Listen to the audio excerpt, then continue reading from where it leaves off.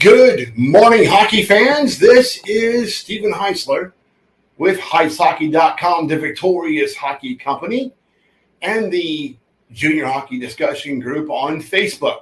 You are watching the Junior Hockey Morning Show.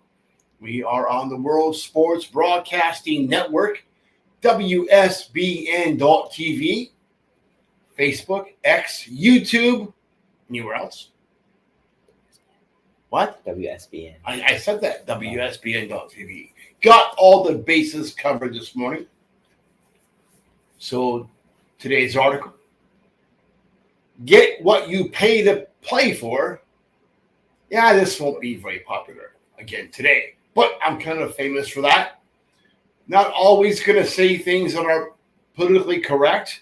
Might rub a few people the wrong way, and that's okay. That's going to happen on occasion. But above all, I'm a player's guy. I'm always been more of a player's advocate for the game than anything else. So coaches too, help those guys pick the right guys that are in the network to work with, and that's who we pick. We usually find coaches that are doing things the right way, regardless of the consequences. I like that. So, do you want to make a room full of coaches really nervous? I do this all the time.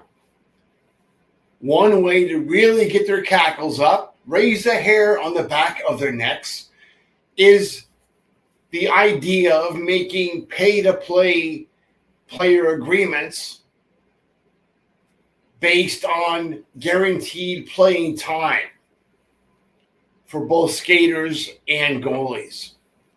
Yes, they don't want to talk about this.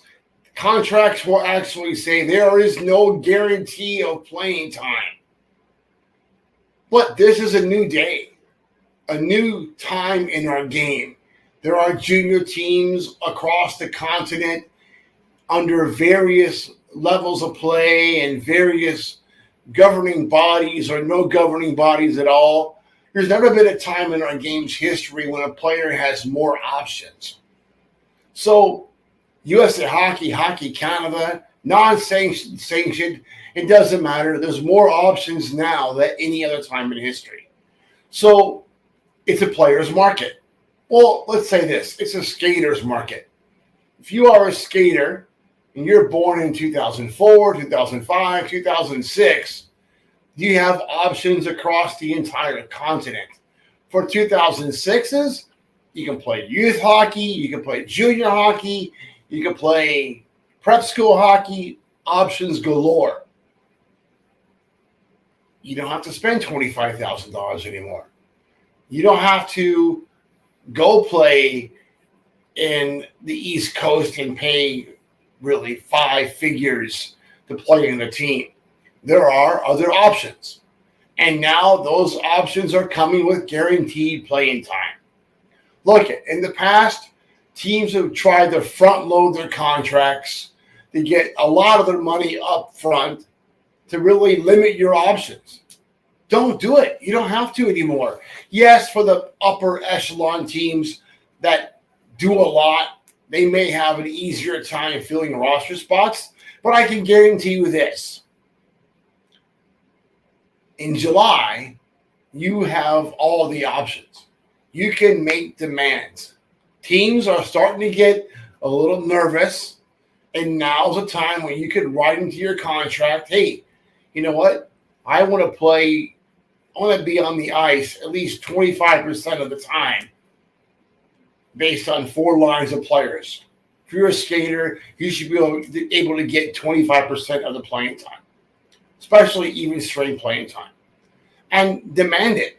Get it. With Instat and stats the way they work, not rolling lines doesn't make any sense anymore.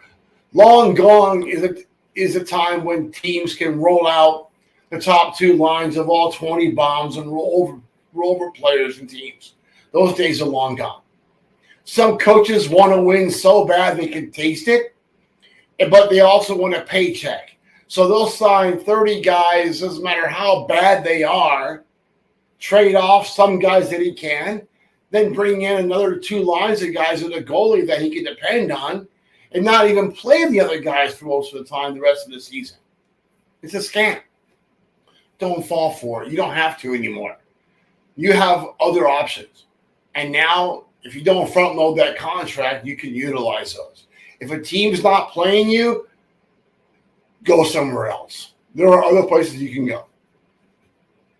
This is probably one of the areas where having an advisor makes a lot of sense. If your advisor is not telling you this, you probably need to find another advisor. Our fees are roughly $3,000 a year. In almost every case, for the pay-to-play skater, we are able to save our families way more than the $3,000 annual fee. So you basically get an advisor for nothing. So why go at it alone? You shouldn't. You're actually wasting money. You have maybe a month and a half more of free time on your hands. Get busy. Other kids are. If you plan on moving up the ladder of development, don't be sitting around playing golf and drinking beer. You better be after it. You better be able to hit the camps and training camps with everything that you have.